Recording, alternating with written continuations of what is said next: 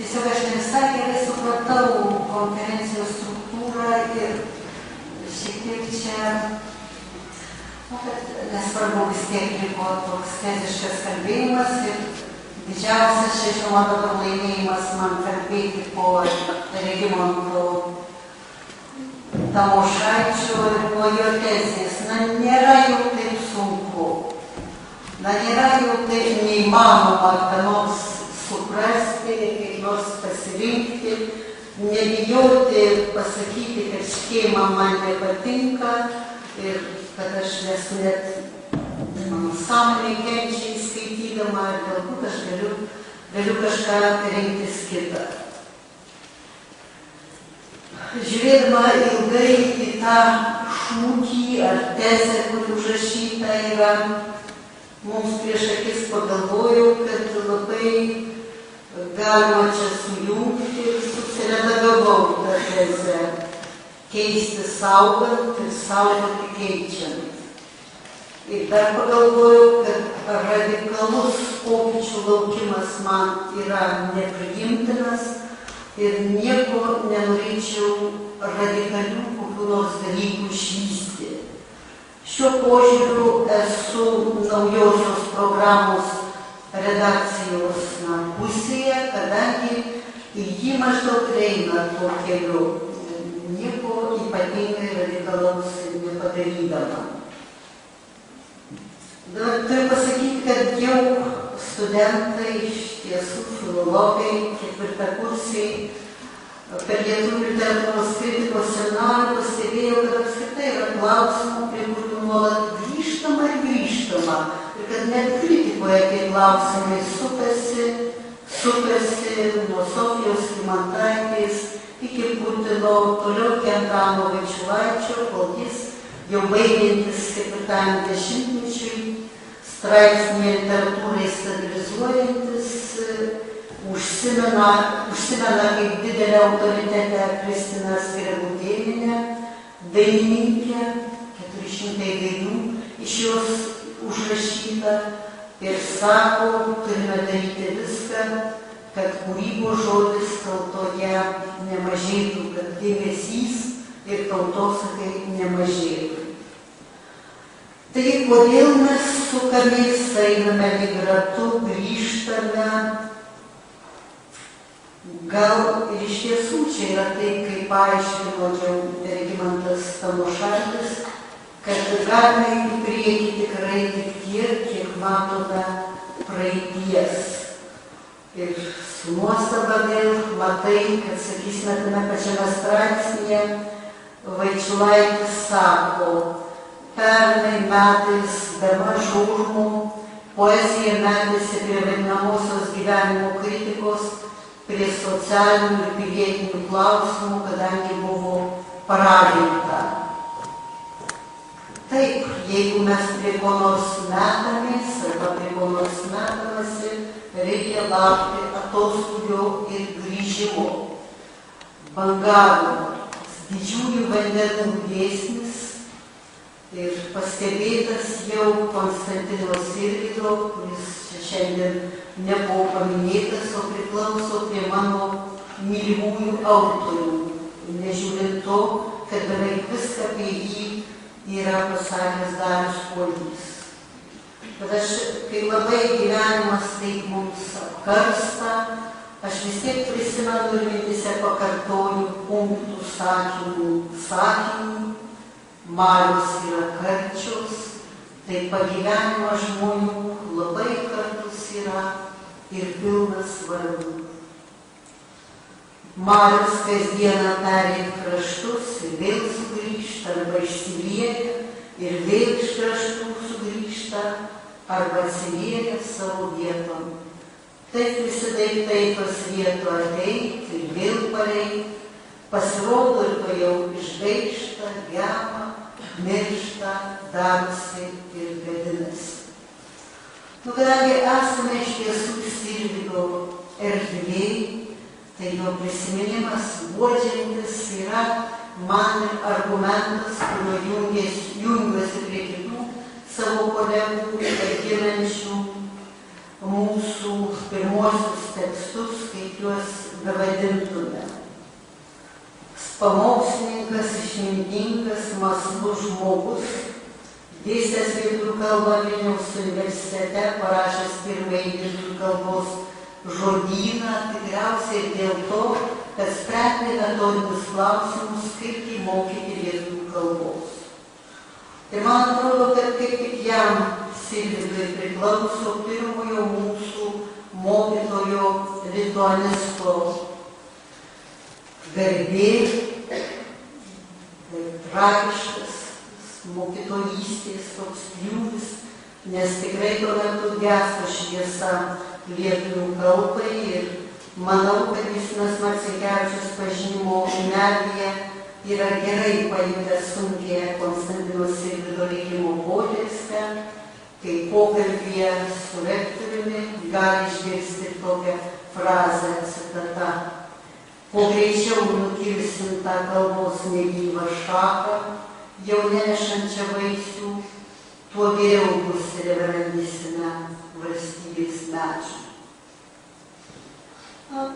Matau Sirvydą kaip ankstyvai lietuvių kalbos stebuklą, karčiausio žmogaus tiesos liudijimą iki šių dienų. Mariose viena žuvis didė mažesnė praryja, kai didžiūnai svieto lietus ir pavargusius išgaišina kranto praryja. Sakysime, kad tai ir apie mūsų dienas, ar apskritai apie visą žmogaus gyvenimą, apie egzistenciją. Ir tikrai sutinku, kad turime, stengdamiesi išlaikyti prasmės tūrį, turime visą laiką jausti, kad ji prasideda ne nuo mūsų, ne mumise ji pasibaigs, kad prasidėsimo problema yra esminė, būties problema, kas neprasidėsia, tas ir išnyksta. Prasmė kyla iš to, kaip, vėlgi gal pasiremčiau Regimantu Tamošaičiu, iš to, kas yra mums parašyta. Manau, kad grįžimas prie klausimo, kas yra literatūra apskritai, mes iš tiesų šiandien grįžtame prie tos minties. Ir kas yra literatūra mokykloje, šitą grįžimą laikyčiau grįžimu prie vieno iš pamatinių klausimų ir galima šitą klausimą pavadinti ir prasmės klausimų. Ir tikrai šiuo metu mes jaučiame, kad mūsų sąmonę apleidžia pats gebėjimas susitikti su prasme, nors prasmė visada yra labai arti.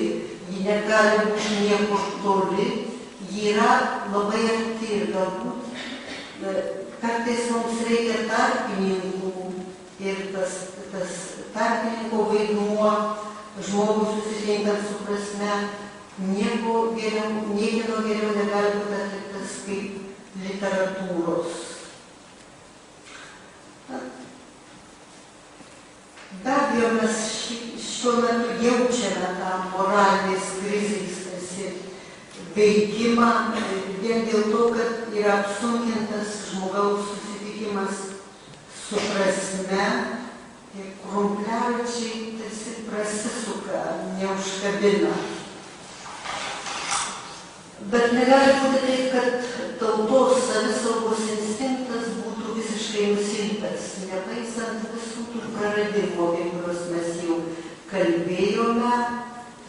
Ir man taip pat atrodo, kad šiuo metu jaunų žmonių, tarp jaunų žmonių, moksleivių ir studentų, su kuriais susitinkame, tarp jų yra padidėjęs ir prasmės, ir švaraus, garbingo gyvenimo lūkestis ir apskritai yra sustiprėjęs pozityvo jausmas. Todėl reikėtų tą pozityvų jausenos pulsavimą kaip įmanoma stiprinti mokykloje ir stiprinti taip pat literatūros būdu. Žinoma, koks nors dabar gyvenimo literatūros ryšio klausimas. Jis atrodo esas per daug bendras, bet iš tiesų jis yra esminis ir jo niekaip negalima apeiti. Dabar kaip tik tai norėčiau pacituoti mokytojams ir mums visiems žinomą gražią Viljamo Sarojano apysaką Tėti tu keistuolis.